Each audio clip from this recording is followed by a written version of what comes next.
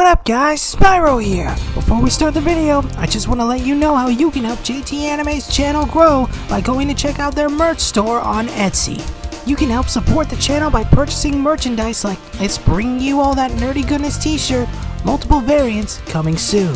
And just to remind you, new merchandise will be added regularly and all confirmed purchases get a special shout out in future videos. You can also support them at their Buy Me a Coffee page where they'll soon be offering membership exclusive content such as new videos and more of their original and upcoming content like JT Anime and Nerd's new Pendragon Knights of the Round, one of many stories in JT Anime's new superhero universe. Finally, be sure to check out their Amazon affiliate links in the description and pinned comment below. You can not only find incredible products, but also help them toward our goal of turning this YouTube channel into a full-time gig, so they can provide you with higher quality content.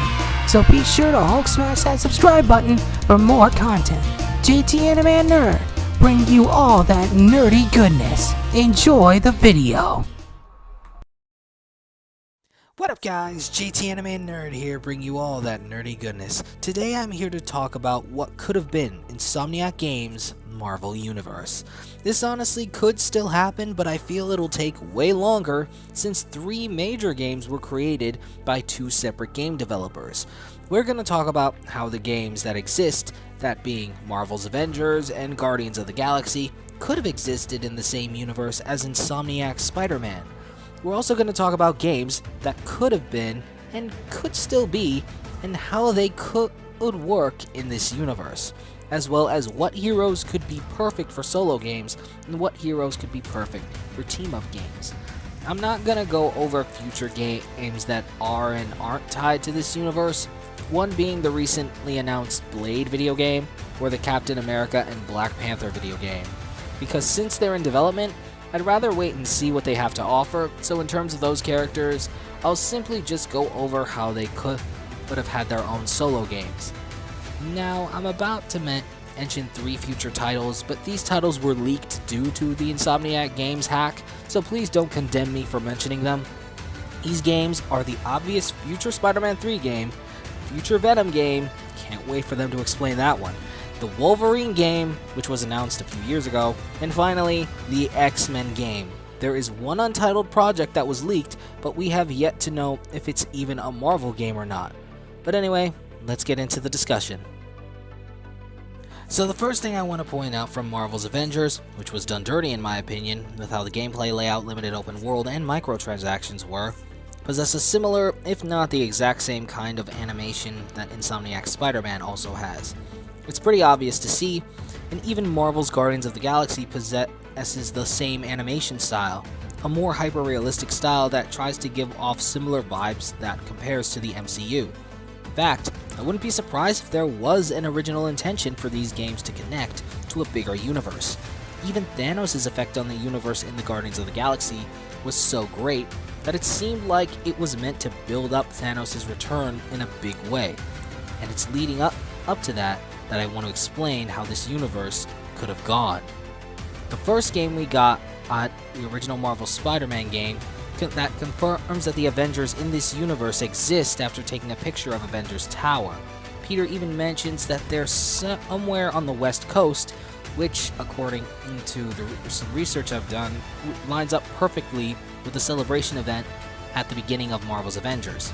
Now, I know people are going to say there's a continuity issue pertaining to Spider-Man being a playable character and being revealed to be in a separate universe from Insomniac's, but we can't forget that this connection was created before Spider-Man even came into Marvel's Avengers.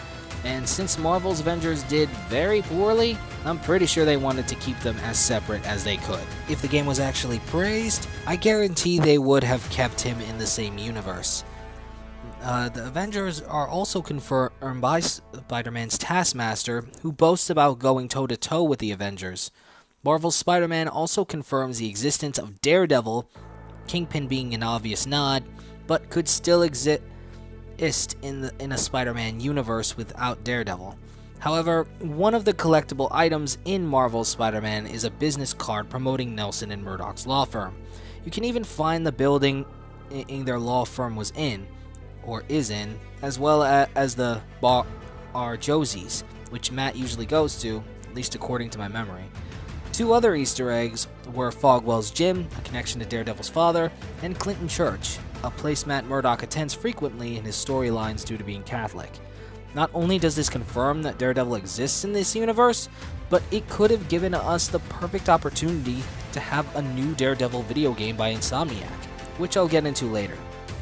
Continuing timeline-wise, Marvel's Spider-Man can easily take place before the prologue of Marvel's Avengers.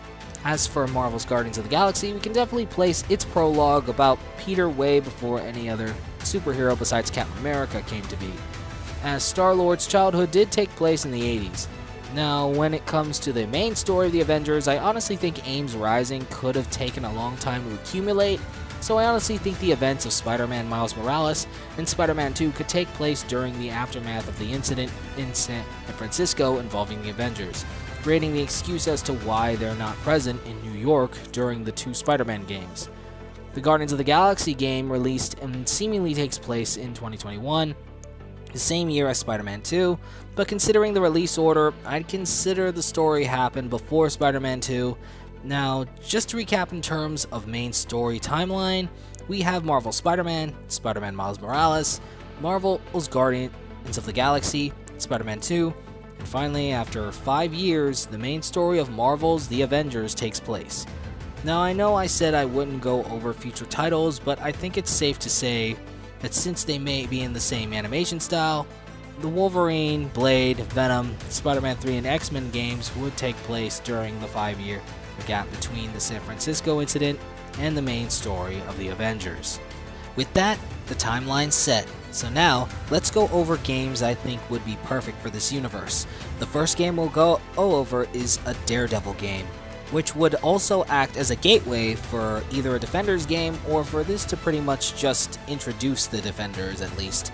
A Marvel's Daredevil would introduce us to the street-level heroes such as Luke Cage and Jessica Jones. We would also be introduced to Iron Fist, but that would be because the Daredevil game would introduce the Hand, as well as Elektra. The major antagonist of the game would be Kingpin, who would be released from prison and make his return after the events of Spider-Man. However, the primary antagonist would be the Beast, a deity of the Hand, with Elektra kind of at first being on the side of the Hand, but betraying them later in the game and becoming Daredevil's prime love interest. Marvel's Daredevil would take place after Marvel's Avengers, as Matt Murdock, a solo defense attorney, would be long retired from being Daredevil until one of his cases ends up involving both Kingpin and the Hand, forcing Matt to don the suit once again, and even reconnect with his former partner, Foggy Nelson. The storyline would be based off of the Devil's Reign comic, just like how the MCU is building up toward that storyline in the MCU currently, with the Hand ultimately trying to complete a ritual to summon the Beast into the physical realm. The gameplay of Marvel's Daredevil would be something akin to a combination of the Batman Arkham series and Assassin's Creed. I'd even make it so Daredevil could drop down from the top of a building's Assassin's Creed style. The next game would be Marvel's Doctor Strange, introducing the supernatural side of Insomniac's Marvel Universe. Now, in terms of gameplay, I would have to leave it up to the developers, because a Doctor Strange game would warrant its own gameplay style.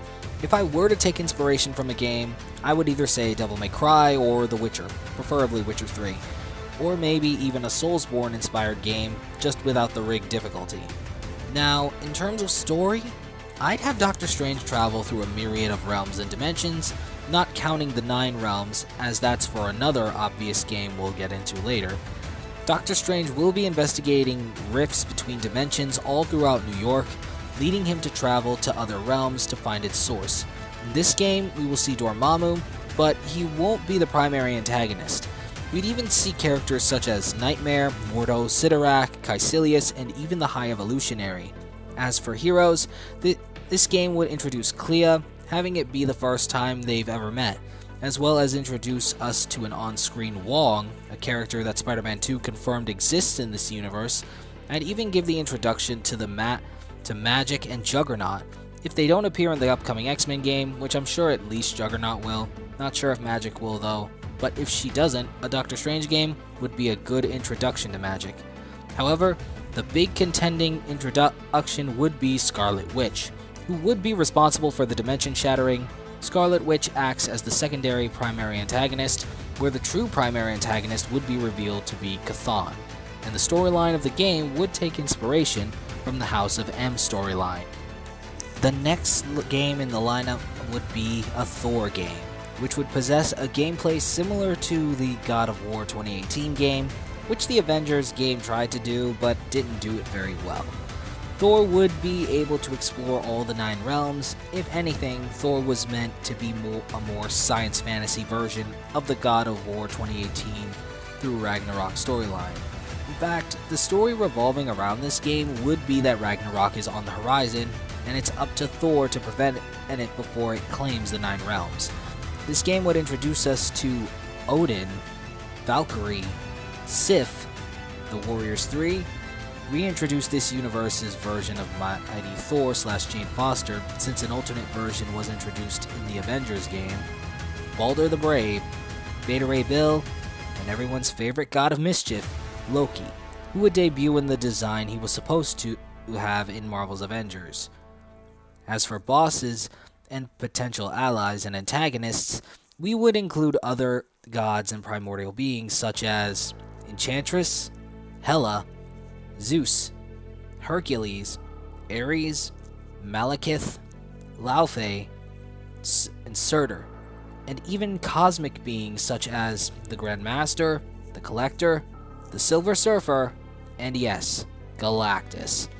The storyline would be based on the Thor God of Thunder combined with the War of the Realms storyline, which will revolve around Gore the God Butcher, as well as Malekith, its machinations surrounding the War of the Realms. However, in this story, Gore would only be more of a secondary antagonist, as the primary antagonists would be Malekith, those who sit above in shadow, and the Black Winter. Marvel's Thor would provide an equipment system akin to an RPG, where Thor could change pieces of his armor, hairstyle, and even his weapons. While Mjolnir would be Thor's main weapon, the game would begin with him separating from Mjolnir, leaving him with little choice but to wield various swords, axes, maces, etc. Each weapon would have its own rankings stemming from common, powerful, mythic, and cosmic. Weapons such as Mjolnir and Stormbreaker are classified as mythic, possessing magical properties and giving the weapon a specific status or elemental effect for either Thor or Thor's enemies. Cosmic weapons possess their own specific perks or effects, such as the Odin Sword, which would give Thor the full power of the Odin Force, which allows Thor to unleash attacks and combos only specific to the Odin Sword. That being said, every weapon is also given its own unique special attack, with Mjolnir possessing an attack called God Blast. There would even be an armor and weapons forging system, which allows Thor to create new weapons from materials he finds throughout the 9 realms, and weapons and armor can even be upgraded with specific runes and artifacts. Finally, a big part of Thor's story arc in this game will be dealing with his warrior madness, a type of Asgardian PTSD that Thor has possessed since his first battle as a child, due to the effects that the warrior's life has had on his mind. The next game after Thor would be back to a more grounded step with the Punisher game, which I have to say, despite my disinterest in the genre, would play best as a first-person shooter. Except for Halo. I love Halo. It would take place in between Spider-Man 1 and Spider-Man 2 during Kingpin's time in prison. We would at least see an introduction to Misty Knight, but aside from her, this would be more of a Punisher solo game. The story of the game would revolve around dealing with gangs related to the Kingpin while he's in prison, giving us villains such as Jigsaw, the Return of Hammerhead, but the primary antagonist would be the Purple Man, who would be controlling the minds and actions of Kingpin's remaining criminal empire. The gameplay would pretty much play out as your standard first-person shooter where you can loot guns from enemies. Nothing too complicated. The next big game after the Punisher would be a Captain America game, which would take place during an alternate version of World War II. Now I know they're working on a Captain America and Black Panther game, but this game would solely be focused on Captain America and his fight against an Avengers level force, as well as is more of a time travel game than an actual prequel. When it comes to the heroes, we would meet Wolverine, T'Chaka Black Panther, the original Human Torch, a younger Thor, Mar-Vell, Hank Pym's Ant-Man, the Ancient One, Moon Knight, and even the Illuminati. When it comes to the villains, we would meet Red Skull, Baron Zemo, Madam Hydra, Baron Von Strucker, and Arnim Zola. However, when it comes to more out of the ordinary antagonists, we would bring in a young Magneto, Namor the Submariner, Winter Soldier, Ronan the Accuser, or at least an alternate version of him, and an alternate Doctor Doom. And finally, the primary antagonist, Kang the Conqueror, who succeeded in conquering the timeline. We would even get involved with the TVA, Mobius, Renslayer, the Timekeepers, and Kang variants such as Rama-Tut, Scarlet Centurion, and Immortus. The game's story would be based on the Kang Dynasty storyline and would also serve as a more grounded version of the Secret Wars storyline, as different timelines and eras would pull together in order to form Battleworld.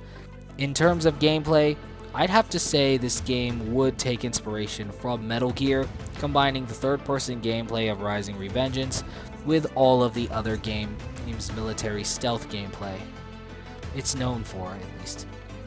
After getting to Black Panther's part of the story, Captain America would be free to upgrade or change the design of his vibranium shield.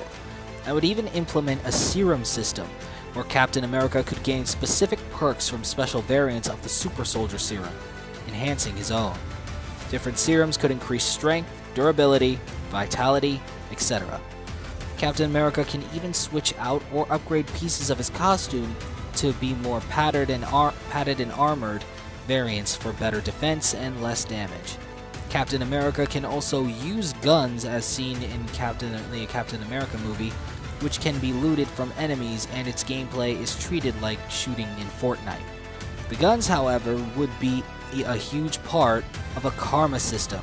Similar to the infamous games, since Captain America was all about warfare, he'd have to make decisions based on either being a soldier or a hero.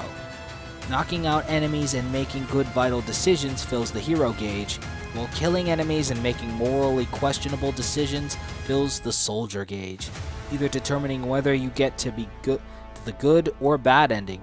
Spoiler alert, the good ending's always canon.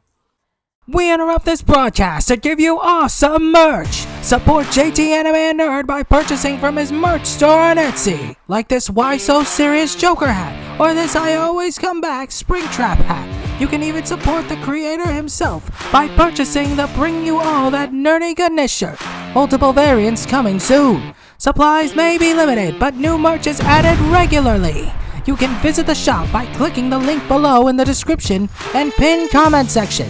And if you make a purchase, let us know in the comments below and we'll be sure to give you a shout out with every purchase at the end of each video. Enjoy JT Anime Nerd, bringing you all that nerdy goodness. And be sure to Hulk smash that subscribe button if you wish to see more of JT Anime Nerd's videos. Thanks for watching. So the game after Captain America would be Marvel's Incredible Hulk, with its storyline being based off Planet Hulk and a smidge of World War Hulk's storyline. Due to the actions of the leader, Hulk ends up on the planet Sakaar, where Hulk is used for experimentation and gladiatorial combat. However, after a year since the events of the Captain America game, the Red King has implemented gamma-powered soldiers in order to solidify his reign over the people. But with the aid of Kyra, Korg, Meek, and many others, Hulk will lead a revolution for the ages. This game would introduce us to the gamma side of this universe, with characters such as Red Hulk, A-Bomb, and even Scar. When it comes to villains, however, we get the introduction of the Red King, Meek, the Leader, Abomination, Madman, Flux, Ravage, Half-Life, and Red She-Hulk. It would pretty much be a more epic version of the 2003 The Hulk video game. The primary antagonist, however, would end up being Hero Kala, a Gamma-born super soldier created from Hulk and Kyra's DNA, similar to Sakaar, but would end up being a prophesized messiah of Sakaar, who was born to be with what is known as the new power. When it comes to gameplay, it would more likely take inspiration from previous Hulk games, where you could just roam around and destroy everything in a Grand Theft Auto type setting. Only in this story, it's on another planet. Similar to Thor's equipment system, you would be able to equip Hulk with different sets of armor, but weapons would either have to be picked up or looted as general destructive weapons like in previous Hulk games. There would, however, be a Gamma skill tree system, allowing the player to unlock various special attacks and combos for the Hulk. Powers such as the Thunderclap, for example. Hulk would also possess a World Breaker mode, which acts as his berserk state similar to Spartan Rage in God of War 2018 and Ragnarok. The next game after the Hulk game would be Marvel's Iron Man, which takes place within the year Hulk is stranded on Sakaar. This game's story would be based on armor wars, with Iron Man attempting to save S.H.I.E.L.D. from the skeletons in its own closet.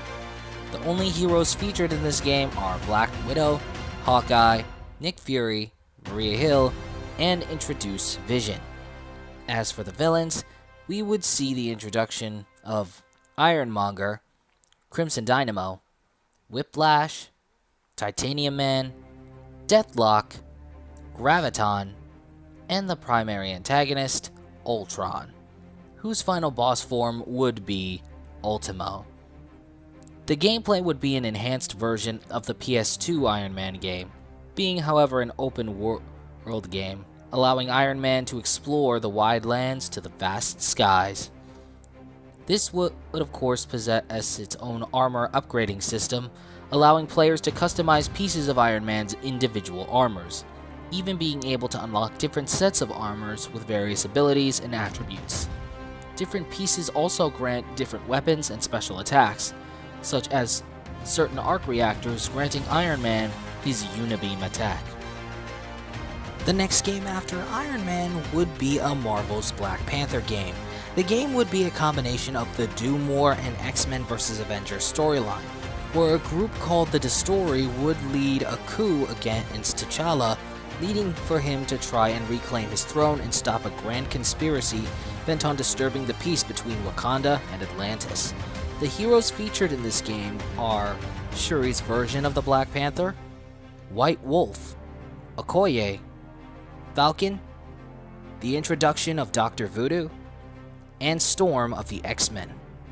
The antagonists of the game would introduce are Killmonger, M'Baku, reintroducing Namor the Submariner as this universe's version of the character, Namora, Atuma, and the primary antagonist, Calypso, the wife of Kraven the Hunter, the late Kraven the Hunter who died in Spider-Man 2.